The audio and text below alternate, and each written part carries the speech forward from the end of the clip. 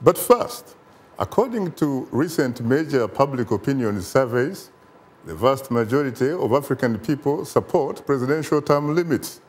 But many leaders on the continent do not respect the concerns of their citizens or see the far-reaching political consequences of imposing themselves on their people.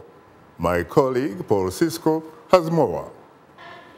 The constitutions of many African countries mandate limits of 2 presidential terms, usually of 4 or 5 years in length. The presidents of Algeria, Chad, Sudan, Gambia, Uganda, Congo-Brazzaville, and Eritrea have all served for more than 15 years. The leaders of Angola, Cameroon, and Zimbabwe have all ruled for over 30 years. Africa's longest-serving president, Teodoro Obiang of Equatorial Guinea, will mark 36 years at the helm of that country in August. Zimbabwean President Robert Mugabe, speaking recently to the African Union in Johannesburg, says the 2-term limit is too restrictive.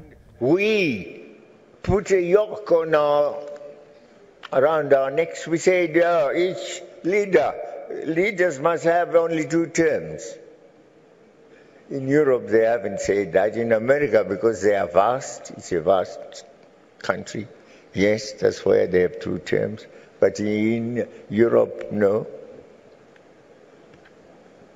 It's democracy. If the people still want a leader, let the leader continue.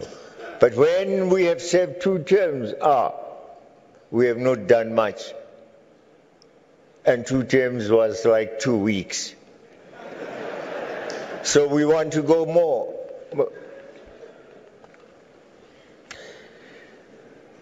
So you want another term, and you must find an excuse.